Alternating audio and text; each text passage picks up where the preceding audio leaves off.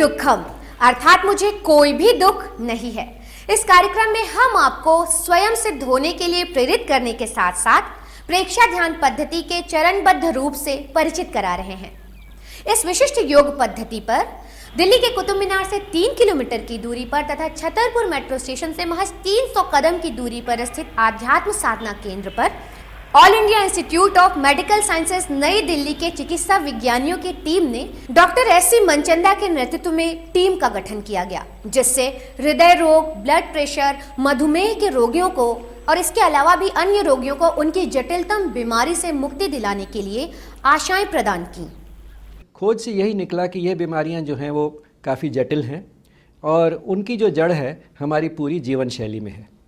और उस जीवन शैली के मुख्य अंग जो हैं वो हैं कि हम शरीर से काम बहुत कम ले रहे हैं, तो शारीरिक एक्टिविटी गतिविधि जो कम हो गई है दैनिक जीवन में। आहार जो है हमारा बिगड़ गया है, गलत चीज़ें खा रहे हैं, ज़रूरत से ज़्यादा खा रहे हैं, इसलिए मोटापा बढ़ रहा है। और शरीर के अंदर हम कई गलत चीज़ें डाल रहे हैं, उनका सेवन कर रहे हैं, जैसे सिगरेट, शराब वगैरह। और रात को जितना हमें सोना चाहिए उतना सो नहीं रहे। और सबसे बड़ी चीज़ ये थी कि हमारा मानसिक तनाव बढ़ गया है। आपने शायद ध्यान दिया होगा कि हमने किसी भी चिकित्सा प्रणाली का कभी भी कोई विरोध नहीं किया है। किसी भी चिकित्सा प्रणाली का मुख्य उद्देश्य होता है रोगी के रोग का निवारण। रोगी चिकित्सक के पास जाता है और चिकित्सक अपनी शिक्षा और अनुभव के आधार पर यह निर्धारित करता है कि रोगी का रोग आखिर है क्या। अब यहाँ विभिन्न विधाओं की भिन्न भिन्न चिकित्सा प्रणालियां हैं। जैसे कोई चिकित्सा प्रणाली ये तय करती है कि अमुक व्यक्ति को हृदय रोग है तथा साथ ही उसकी धमनियों में अवरोध है, तो वह औषधियों के साथ साथ शल्य चिकित्सा यानी ऑपरेशन के द्वारा उसके हृदय का अवरोध दूर कर देती है। इसी तरह भारतीय मूल की आयुर्वेदिक प्रणाली है, जहां पर जड़ी बूटी और औषधियों के द्वारा रोगों का निदान किया जाता है। यूनानी और होम्योपैथी प्रणाली की भी अपनी अपनी शैलियां हैं। हम लोग ये कहते हैं कि एक सिस्टम ऑफ मेडिसिन आज की डेट में सारी बीमारियों का फ़ायदा नहीं कर सकता, और हम ये लेके चलते हैं कि हमारे को और पैथीज की भी ज़रूरत पड़ती है। और ख़ासकर आजकल की लाइफस्टाइल में जिस तरह से स्ट्रेस, एंजाइटी की वजह से बहुत सारी परेशानियां होती हैं, तो मैं यही कहना चाहूँगा कि प्रेक्षा ध्यान अगर साथ साथ हम लोग लें तो उससे हमारे को बहुत फ़ायदा होगा। और मेरे को खासकर अपनी प्रैक्टिस में काफ़ी अच्छे रिजल्ट्स मिले हैं। अभ्यास करने के दौरान में जॉइंट पेन कुछ ज़्यादा हो गया था, तो डॉक्टर के पास गए, उन्होंने कहा आपकी दोनों रिप्लेसमेंट होंगे ये नीज। मैंने कहा मेरे को नहीं कराना, पहले मैंने हार्ट से सर्जरी नहीं कराई तो नीज की क्यों कराऊंगा। मेरे को विश्वास है अपने गुरुजी पर, साधना केंद्र में हमारे गुरुजी धर्मानंद जी हैं, मेरे को उन पर पूरा विश्वास है। वो जो रास्ता बताएंगे मैं चलूँगा, और मैंने नहीं कराया। अब मेरा वो जॉइंट भी पेन भी ख़त्म हो चुका है। I can walk, I can run, I can do meditation for 1.5 hour continuously. तो मेरी तो सारी प्रॉब्लम ख़त्म हो गई हैं। हालांकि अब लगभग सभी चिकित्सा प्रणालियां रोगी को तनाव मुक्त रहने के लिए किसी न किसी रूप में सलाह देती हैं, परंतु क्या किसी भी दिनचर्या में तनाव के बगैर पूरा दिन निकालना संभव है? सबसे बड़ी बात है शारीरिक क्षमता का उपयोग ना करना। शारीरिक क्षमता का उपयोग नहीं करने से शरीर अक्षम हो जाता है, और अक्षम शरीर में तनाव बढ़ता है। वो समय और परिस्थितियों से, स्थान से तालमेल नहीं बिठा पाता, और यही कारण होता है कि तनाव पैदा होता है। घर में बच्चे, पति, पत्नी सबकी अपनी अपनी प्राथमिकताएं। कौन सा भोजन जल्दी पक जाए इस बात का तनाव, माता पिता, बच्चा, सास ससुर के अस्वस्थ हो जाने पर तनाव, काम वाली के छुट्टी पर चले जाने पर तनाव, ट्रैफिक जाम का तनाव, जूनियर के काम पूरा ना करने का तनाव, बॉस की डेडलाइन का तनाव, बॉस की भाषा का तनाव, बिलों और किस्तों के भुगतान का तनाव, घर गए फिर तनाव, टीवी चालू किया, खबरों में, समाचारों में फिर एक तनाव, रात के 11 बजे भोजन किया और अगले दिन की प्राथमिकताओं को तय करते समय हुई बहस से फिर एक तनाव। फिर क्या, आखिर दोनों ने एक एक नींद की गोलियां खाई और पीट करके सो गए। अगले दिन की नई शुरुआत में फिर एक नया तनाव। क्या यही आधुनिकता है? बहुत से यंग जनरेशन में आजकल समस्या हो रही है, टेंशन के कारण से नींद नहीं आती और मोटापा बढ़ रहा है। ये मुख्य कारण होता है। इसी कारण से फिर और बीमारियां भी आगे बढ़ती जाती हैं। जी हाँ, देखिए न्यू जनरेशन के लिए बहुत इम्पोर्टेंट मैसेज है योग का। आपको पता है योग सारी दुनिया में पॉपुलर हो रहा है, खासकर अमेरिका में 7 करोड़ लोग कर रहे हैं और यंगस्टर्स ले रहे हैं, क्योंकि यंगस्टर्स को ये मैसेज होना चाहिए कि अल्टीमेट एम क्या है, हैप्पीनेस है। हम खुश रहना चाहते हैं, हमें पैसे से खुशी नहीं होती। इस पर बहुत डेटा है, जो रिच कंट्रीज हैं उनको खुशी नहीं मिलती है। अब खुश रहने के लिए क्या है, खुशी हमारे अंदर है, हमें सभी को देखना चाहिए अंदर।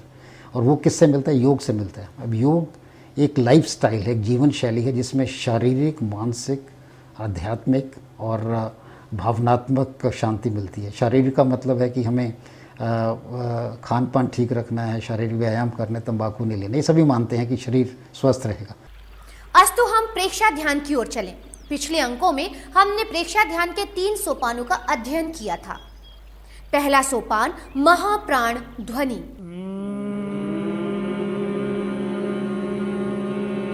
चेतना, मन और शरीर में स्पंदन की अनुभूति। और फिर दूसरा सोपान प्रेक्षा ध्यान का संकल्प। मैं चित्त की निर्मलता के लिए प्रेक्षा ध्यान का अभ्यास कर रहा हूँ। चेतना, मन और शरीर को प्रेक्षा ध्यान के लिए संकल्पबद्ध करना। तत्पश्चात कायोत्सर्ग, खड़े होकर, बैठकर, लेटकर। बैठकर, लेटकर, खड़े होकर, तीनों स्थितियों में ध्यान किया जाता है। तो सबसे उत्तम जो कायसर्ग है वो खड़े होकर किया जाता है। मूर्ति की तरह एकदम स्थिर हो जाते हैं उसके तरफ में, तो ये बहुत गहरी स्थिति बनती है। साधारण जो हम ध्यान में करते हैं बैठ करके, और जो प्रारंभ में जब सीखते हैं तो लेट करके करते हैं ताकि ये हो जाए कायसर्ग। नए नए आदमियों को बैठा करके पूर्ण कायसर्ग कराएं तो ज़रा कठिन पड़ता है, और लेट के कराने से उनके बात समझ में आ जाती है कि क्या करना है। आज का सबसे महत्वपूर्ण प्रश्न ये है कि यौगिक क्रियाओं में प्रचलित शवासन और प्रेक्षा ध्यान में प्रचलित कायोत्सर्ग में क्या अंतर है? शवासन माने शरीर की क्रियाशीलता को हटा देना और मन को शांत कर देना, बस यहाँ तक उसका प्रयोग है। लेकिन कायोत्सर्ग इससे और आगे है।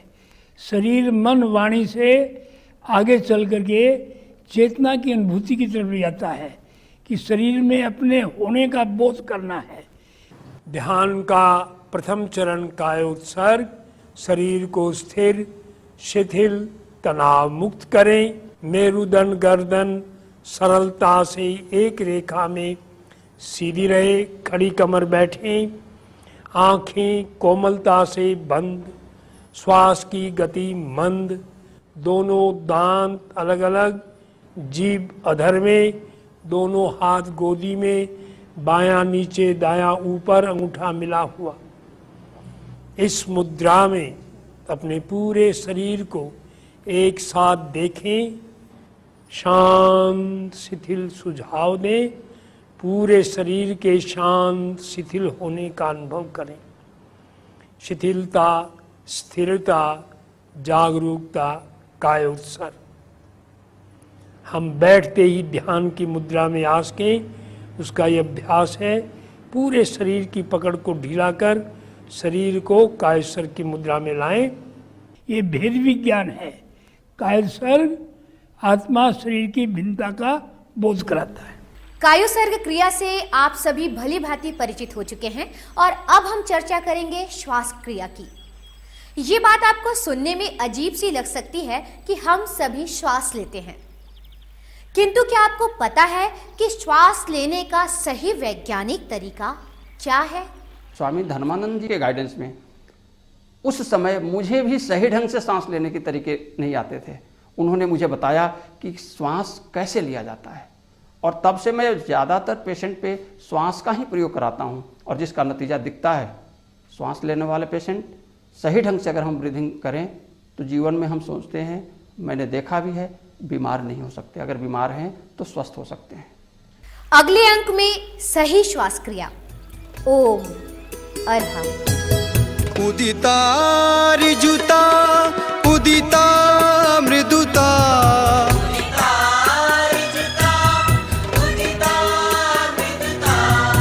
उदितां तुष्टि उदितो धर्म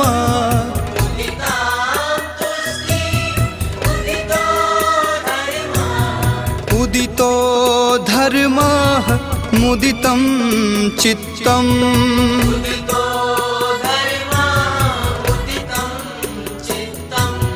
मुदितं चित्तं मुदितं चित्तं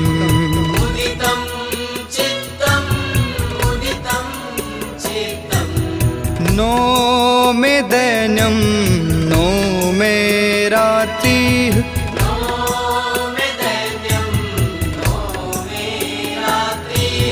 नो मे दुःख नो मे दुःखम्